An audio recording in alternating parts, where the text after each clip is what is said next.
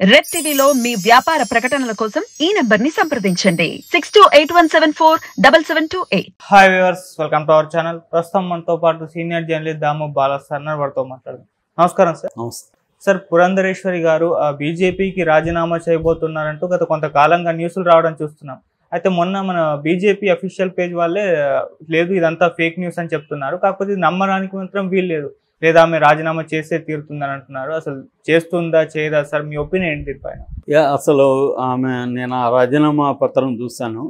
అదేంటంటే దాంట్లో ప్రధానంగా నేను కాంగ్రెస్ నుంచి బయటకు వచ్చాను, కాంగ్రెస్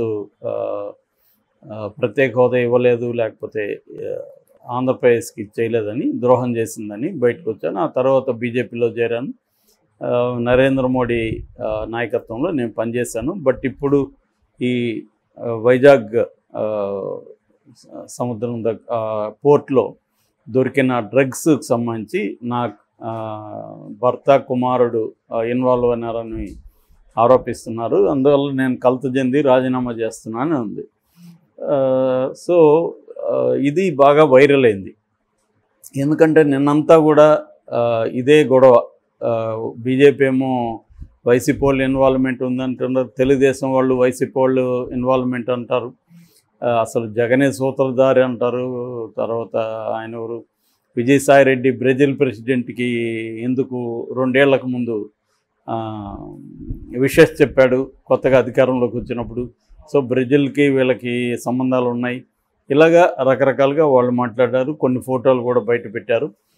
దానికి ప్రతిగా వైసీపీ వాళ్ళు కూడా అసలు ఇది పురంధరేశ్వరి కొడుకు, వాళ్ళ వియ్యంకుడు ప్రసాదరావు, వీళ్ళకి లింక్ ఉంది కాబట్టి పురంధరేశ్వరి ఇన్వాల్వ్ అయింది అంటే నారా కుటుంబం, నందమూరి కుటుంబం ఇన్వాల్వ్ అయినాయి దీంట్లో అని చెప్పారు. సో ఇటుపక్క ఏమో వాళ్ళ అంటే ఈ కేసులో ఇప్పుడు సంధ్య అక్వాటెక్ కంపెనీ ఏదైతే ఉందో దాని ఎండి వచ్చి వీరభద్రం చౌదరి, సో వాళ్ళ కొడుకు కోటాయి చౌదరి, వాళ్ళ బ్రదరు పూర్ణచంద్రరావు చౌదరి. సో దీంట్లో చూసినప్పుడు గతంలో ఈ వీరభద్రం చౌదరి మన పురంధేశ్వర వాళ్ళ వియ్యంకుడు ప్రసాదరావుతో కలిసి ఫస్ట్ వ్యాపారం స్టార్ట్ చేశారు. దాని తర్వాత వాళ్ళు విడిపోయారు వ్యాపార పరంగా. కాబట్టి ఇప్పుడైతే సంబంధాలు లేవు, అప్పట్లో బిగినింగ్లో స్టార్ట్ చేసినప్పుడు ఉన్నారు అనేది ఒక వెర్షన్. తర్వాత ఈ వీరభద్రం చౌదరి బీజేపీతోనూ ఎక్కువగా ఉంటాడు, అట్లాగే టీడీపీతో కూడా ఉంటాడు. వాళ్ళ కొడుకు కోటాయి చౌదరి ఇటు లావు కృష్ణదేవరాయలతో క్లోజ్గా ఉన్న ఫోటోలు, అట్లాగే యువ టీడీపీ నాయకులతో ఉన్న ఫోటోలన్నీ కూడా వాళ్ళు బయటికి తీస్తారు. అందులో ఇంకొంతమంది వ్యక్తులు లోకేష్తోనూ చంద్రబాబుతోనూ ఉన్న ఫోటోలను కూడా వైసీపీ బయటికి తీస్తుంది. దీనికి కౌంటర్గా తెలుగుదేశం ఏం చేస్తుందంటే ఈ పూర్ణచంద్రరావు వీళ్ళ బ్రదర్, వీరభద్రం చౌదరి బ్రదర్, ఆయన బాపట్లలో సంక్రాంతి సందర్భంగా ఆ సంబరాలు చేసుకునేటప్పుడు వైసీపీ వాళ్ళ ఫోటోలు వేసి ఫ్లెక్సీలు పెట్టారు. ఆ ఫోటోలు వాళ్ళు తీశారు. అంటే ఇక్కడ ఏంటంటే ఇది ఒక బిజినెస్, 1400 కోట్ల రొయ్యల వ్యాపారం ఏదో జరుగుతుందని చెప్తున్నారు. సో ఇది ఒక పెద్ద బిజినెస్ ఫ్యామిలీ కాబట్టి ఈ ఫ్యామిలీలో కొంతమంది బీజేపీతో, కొంతమంది తెలుగుదేశంతో, కొంతమంది వైసీపీతో ఫోటోలు దిగారు. ఎక్కడ వ్యాపార సంబంధాలు ఉన్నట్టు కానీ, ఈ డ్రగ్స్ తెప్పించడం వెనక ఏ పార్టీ హస్తం ఉన్నట్టు కానీ ఇప్పటి వరకు ఏ రకంగా ప్రూవ్ కాలేదు.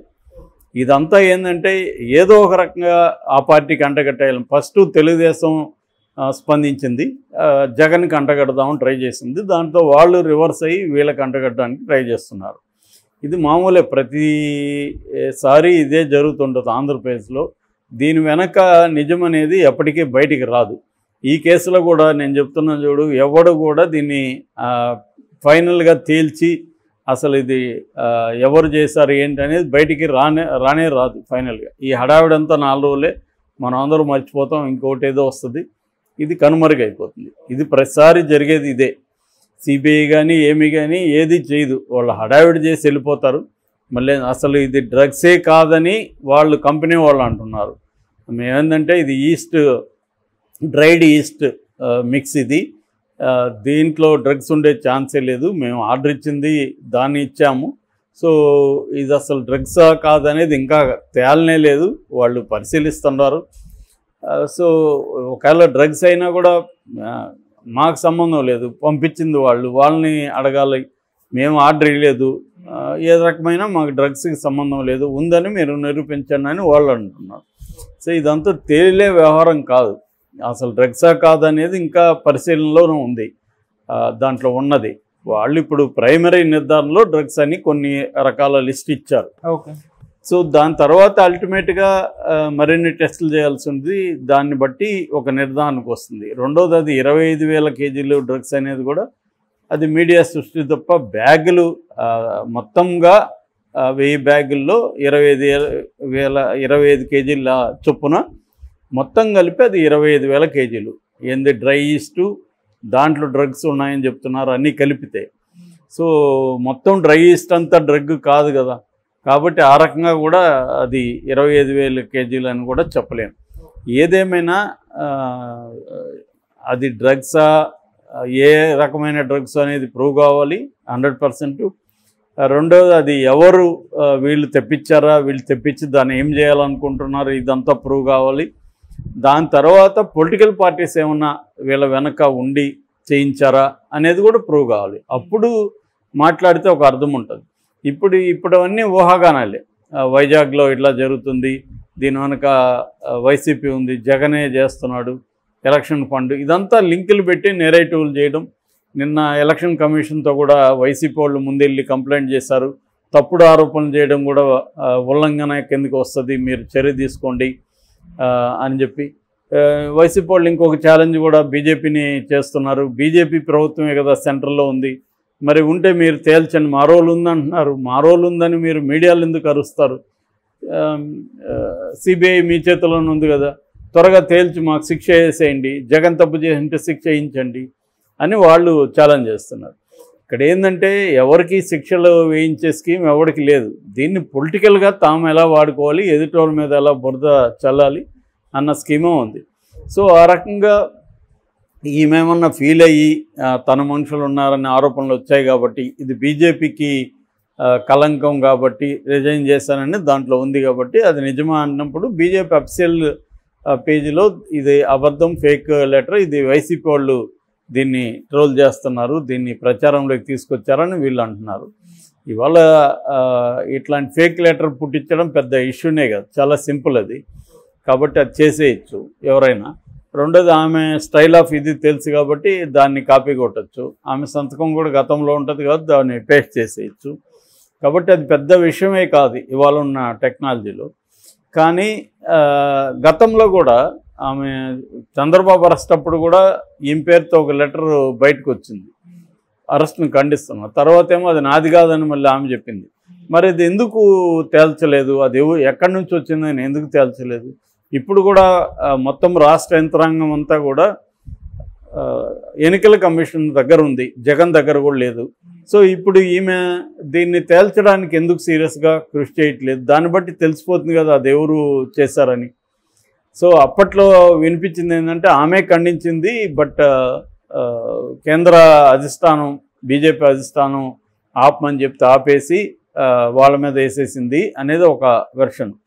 ఏదేమైనా ఇలాంటివి నిర్ధారణ అయ్యి బయటకు వస్తే కానీ మనం నిర్దిష్టంగా దాని గురించి మాట్లాడలేము. ఎందుకంటే పాజిబిలిటీస్ మాత్రం మాట్లాడగలుగుతాం. పాజిబిలిటీస్ చూడాలన్నప్పుడు ఆమె నిజంగానే హర్ట్ అయిందా లేదా తెలీదు. ఇప్పుడు బీజేపీ తెలుగుదేశానికి మధ్య కూడా పొత్తుల విషయంలో కూడా అనేక గందరగోళాలు ఉన్నాయి. ఎందుకంటే ఇప్పుడు వైజాగ్ కావచ్చు, హిందూపురం కావచ్చు, ఏలేరు కావచ్చు, ఇలాంటి సీట్లు బీజేపీ కంటెస్ట్ చేయాలన్న సీట్లు.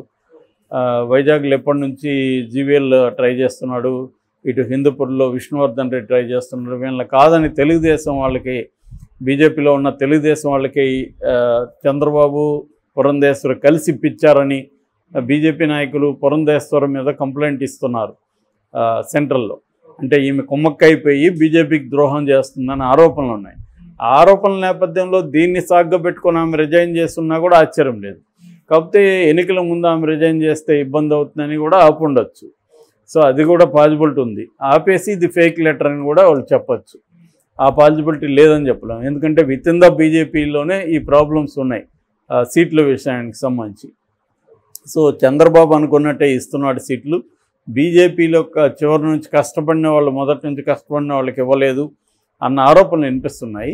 సో ఏదేమైనా ఇది ఫేక్ లెటరా కాదా అనేది మనమైతే తేల్చలేం. వాళ్ళు ఫేక్ లెటర్ అంటున్నారు, దాన్ని నిరూపించాల్సిన బాధ్యత కూడా వాళ్ళ మీద ఉంది.